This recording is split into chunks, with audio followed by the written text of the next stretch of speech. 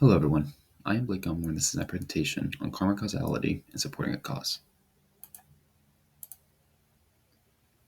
For this project, the task given was to reflect on karma causality and apply it to the world around us. What causes karma? What are its effects? What type of karma do my actions produce? These are the type of questions we were challenged with thinking as we observed both our personal lives and lives around us. For me, the one area within the sphere of karma causality that really captured my attention and challenged my understanding of karma was the implications of karma to those who don't commit bad karma but are still responsible. The question posed, as you can see on your screens, is as such. If someone supports a person or idea that creates bad karma, do they garner such karma as well? This is the main question we will discuss following throughout this presentation with the goal of gaining a greater understanding of karma and its applications to the role we play in the things we support. Before we get any deeper into the rabbit hole of karma causality and the question I have imposed surrounding it, let me further explain what I mean here using a few examples. On your screen are three main areas that came to mind when thinking of the issue of supporting the cause. All three of the areas share the fact that the supporter is doing the support under the idea that they are doing good. The first of these areas is nationalism and the idea of supporting someone or something for the prosperity of their country. This can be seen practically in the voting booth, where a citizen may vote for an individual who in the end uses that power to do harm. In the top left image is a pictured a parade of Mussolini, who at first elected by the people to the public office under the idea he would build up Italy. With this elected power and the influence he gained over the people, Mussolini would later commit a coup, install fascism in Italy, and join the Axis powers in World War II. Is the voter also at fault for supporting Mussolini's career, and in turn being someone who got Mussolini to where he ended up? The next area is false prophet, which encompasses those who support an individual and the lies that they tell, which in turn gives the one supported person power as well as hardens their false beliefs. The example for this can be tied to Marshall Applewhite and the Heaven's Gate community, who spurred on his beliefs, which eventually led to the horrific mass suicide of the cult. Despite being decepted, are the supporters at fault for not knowing better and following as sheep? And finally, the last area of thought surrounded that of moral and cultural beliefs. In simple terms, this refers to an individual who follows the moral and cultural beliefs upon which they were raised.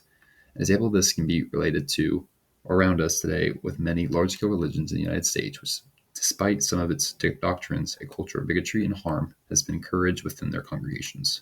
Does the average follower gain bad karma despite living the life they were raised upon? But first, let's take a closer look into karma, its origins, and what it means in this topic. Karma, by definition, is the belief that a person's actions and choices will cause certain consequences, good or bad, in the life or next. In the simplest terms, most may define karma as what comes around goes around. This belief puts emphasis on all of your actions and makes you think about each thing you do and the virtue of these actions. The word karma in itself is Sanskrit for action, reinforcing the importance of one's deeds. Of course, karma has many different important facets, like most important cornerstone ideals.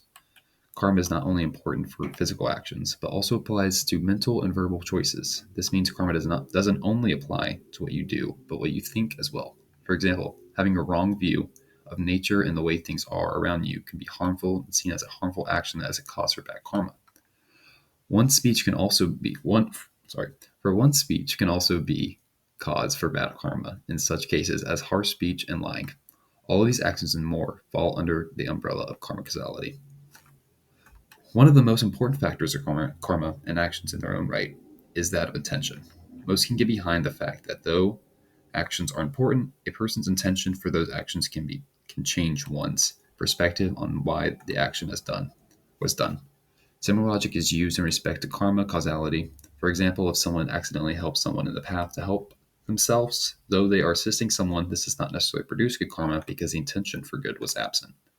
The idea also translates in the opposite direction, where someone attempts to do something good but ends up hurting someone. This concept of intention is still a very tricky subject within karma causality, and as you may predict, will be a key in this discussion of supporting a cause. This is the Noble Eightfold Path. This is a central pillar of teaching from Gautama Buddha, which outlines the path of nirvana. As you can see, there are 8 parts to the Noble Eightfold Path, which are contained in 3 separate tiers of wisdom or discernment, ethical conduct, and mental discipline. Now that we have the beginning context out of the way, we can now discuss the arguments of explanations for the questions being discussed. First, we will discuss that of ignorance or denial. As can be seen in the graphic to the left, is a display of 10 unvirtuous deeds. These deeds fall under the three subclasses of mind, speech, and body.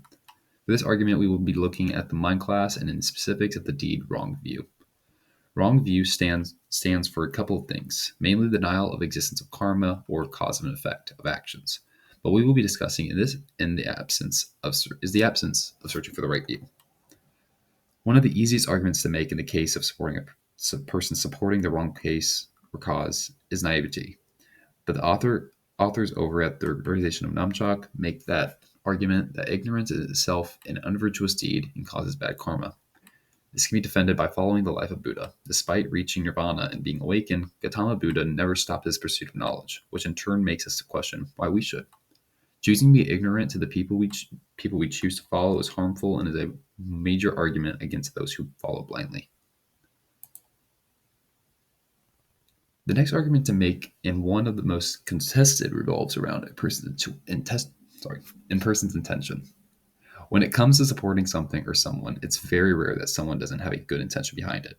No one goes to a ballot box or follows a religion to see the world burn. So now comes the tricky part of discerning if someone receives bad karma based on wrongful support. On one side of this argument, authors Katina Kulo and Thomas Kramer pushes deeper into intention with an emphasis on the gains of the individual. If a person is voting for a specific candidate who promises to build up a country, the argument can be made that they support that because it's a benefit them, which is an unvirtuous deed. On the other side, certain people vote or support certain people, believing that they will do good, but are blindsided by the reality. In this case, the argument is made that the intention is good, and when bad comes from it, the individual does not acknowledge the wrong being done, separating their good intentions from the wrongful action. As can be seen, this argument is tricky and very situational. The final argument to be made is that of single-issue followers. These type of followers are those who not necessarily only fight for a single cause, but follow a singular main cause which influences the things they support. Examples of this can range from climate warriors, LGBTQ, and social justice fighters, and more widely known pro-life activists. The case being made in this argument, though, is if the person is fighting for this single issue and it is virtuous, are they still at fault for the bad of the person they support? For this argument, we will continue with the examples of pro-life activists. As discussed with author Philip Lesko, Buddhism strongly discourages abortion, except in the situation of an immediate threat.